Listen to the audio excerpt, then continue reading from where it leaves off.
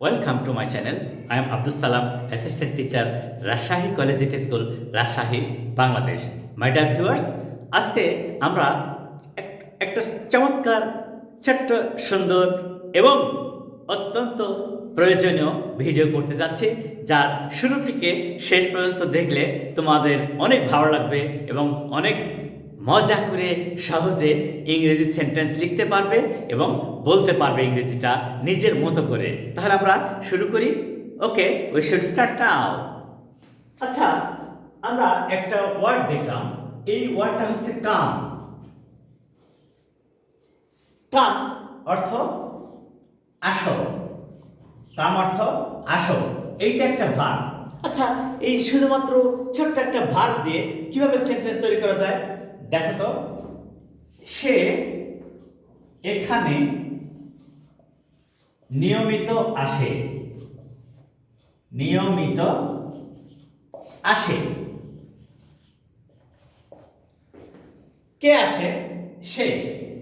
হি অথবা শি, যে কেউ আসতে পারে। হি অথবা শি কামস, আসে। কোথায় আসে? এখানে। He comes hair. কিভাবে? রেগুলারলি। রেগুলারলি। আচ্ছা, এই সেন্টেন্সটা যদি আমরা ফলো করি তাহলে আমরা নিজেরা দিয়ে অনেক সেন্টেন্স লিখতে পারবো না? অবশ্যই পারবো। হি কামস হেয়ার, এটা সাবজেক্ট। কে? সে, এটাই সাবজেক্ট। আসে, এটা হচ্ছে ভার্ব।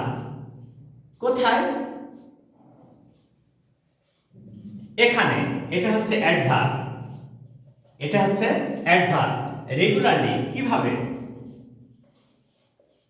এটাও অ্যাডভার্ব। আচ্ছা, আমরা তাহলে এই সেন্টেন্সটা কত সহজে লিখতে পারছি। He or she comes here regularly.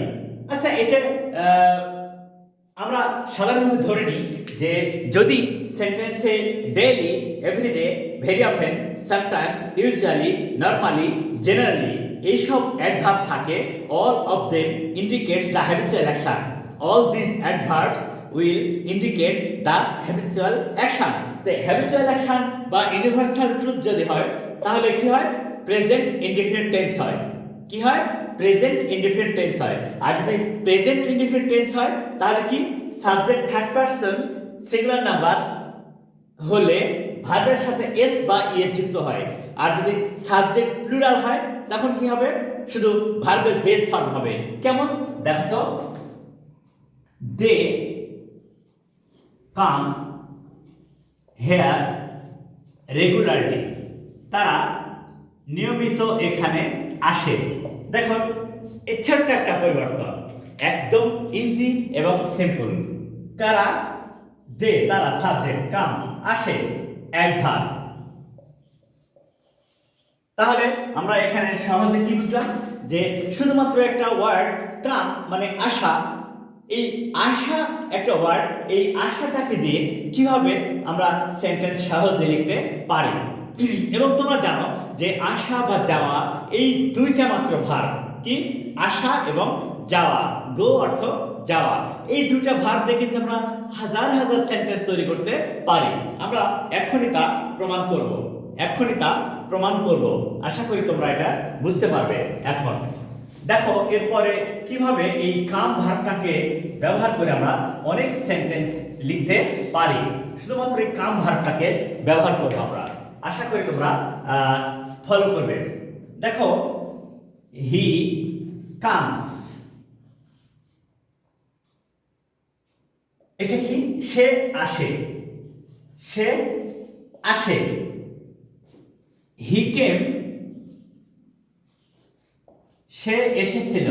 সে এসেছিল। He will come, he will come, সে আসবে। আচ্ছা, এই ছোট্ট একটা স্ট্রাকচার ব্যবহার করে কত সহজে ইচ্ছে মতো সেন্টেন্স লেখা যায়। এবার দেখো তো, শি উইল কাম, দে কাম, তারা আসে।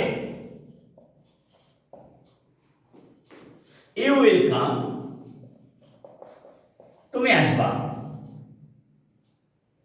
ইউ কেম, তুমি এসেছিলে। ইউ কেম, তুমি এসেছিলে। ইউ আর কামিং, তুমি আসছো। ইউ আর কামিং, তুমি আসতেছ। শি ইজ কামিং, তিনি আসতেছেন। শি ইজ কামিং, তিনি আসতেছেন। উই আর কামিং, আমরা আসতেছি। দে আর কামিং, তারা আসতেছে। আচ্ছা, তাহলে আমরা এটা একদম সহজে একটা বিষয় বুঝতে পারলাম যে শুধুমাত্র কাম ভার্বটাকে ব্যবহার করে যে কোনো subject may be different, but our main objective to use the verb come, and we want to make different kind of sentences by using the word come. এখন he comes simple present, he came simple past. তাহলে simple present আর simple পাস্টের মধ্যে পার্থক্যটা কি হচ্ছে? Very easy and simple. সেটা হলো সাবজেক্টের পরে ভার্বের যখন প্রেজেন্ট ফর্ম তখন সিম্পল প্রেজেন্ট, সাবজেক্টের পরে যখন ভার্বের পাস্ট ফর্ম, সাবজেক্টের পরে যখন ভার্বের পাস্ট ফর্ম তখন সিম্পল পাস্ট।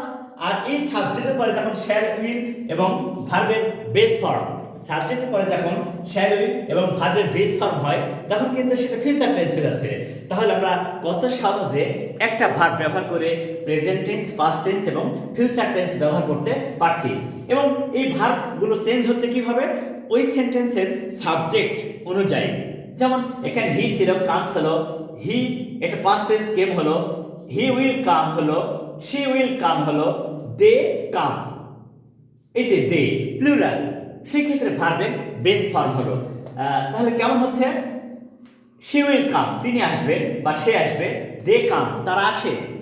এই যে তারা আসে, তারা আসে, তারা আসে।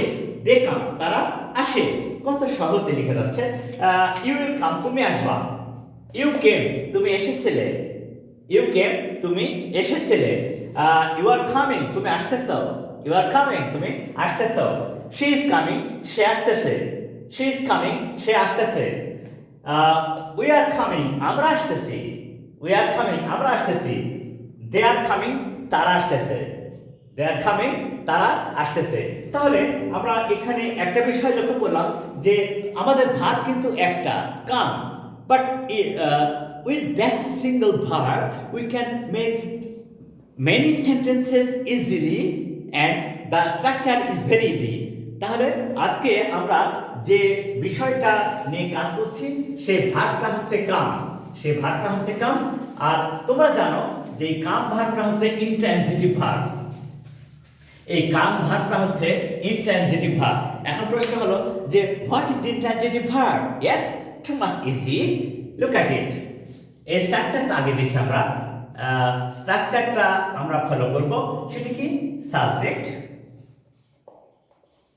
Plus verb intransitive, verb intransitive, intransitive. এইটাকে সংক্ষেপে ভিআই বলে। সংক্ষেপে তোমরা যখন অক্সফোর্ড ডিকশনারি বা যে কোনো ডিকশনারি ফলো করবা দেখবা যে একটা ভার্ব লেখা আছে, সেই ভার্বের ডানে ব্র্যাকেটে ভিআই লেখা আছে। সেক্ষেত্রে তুমি শিওর হয়ে যাওয়া যে ওটা ভার্ব ইনট্রানজিটিভ। তাহলে ভার্ব ইনট্রানজিটিভ হলে কি হয়? খুব ইন্টারেস্টিং। ইনট্রানজিটিভ ভার্বগুলো পরে কখনো অবজেক্ট বসে না, শুধুমাত্র সাবজেক্ট এবং ওই ইনট্রানজিটিভ ভার্ব মিলে একটা সেন্টেন্স তৈরি করতে পারে। খুবই সহজ। আচ্ছা, এই ইনট্রানজিটিভ ভার্ব কাম, এটাতে আমরা অনেক সেন্টেন্স তৈরি করি।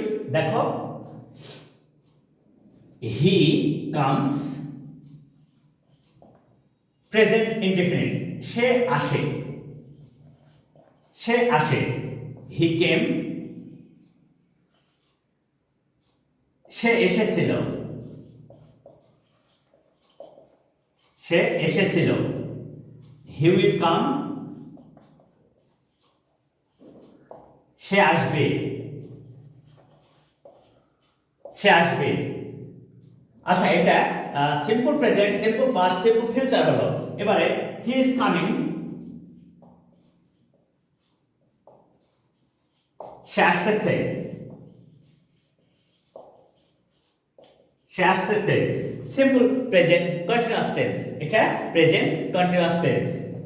হি ওয়াজ কামিং,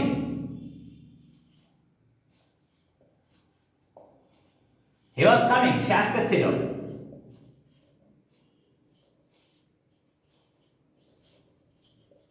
সে আসতেছিল। এবারে সে আসতেছে, সে আসবে, সে আসতেছে, সে আসতেছিল, এই সে আসতেছিল। এবারে হি উইল বি কামিং,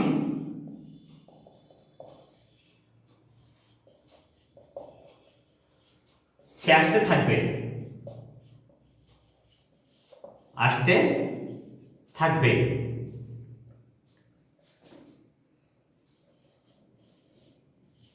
আচ্ছা, দেখো তো এই এই ছোট্ট একটা ভার্ব কাম একে দিয়ে আমরা কয়টা টেন্স গঠন করতে পারলাম?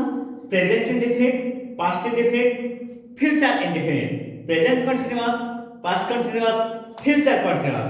কত সহজে এবং সুন্দরভাবে এই ছোট্ট একটা ওয়ার্ড কাম ভার্ব তাকে দিয়ে এই স্ট্রাকচার ফলো করছি আমরা, সাবজেক্ট প্লাস ভার্ব ইন্ট্রানজিটিভ। এখন প্রশ্ন হলো যে আমরা কিন্তু বলছি বারবার যে ভার্ব ইন্ট্রানজিটিভ।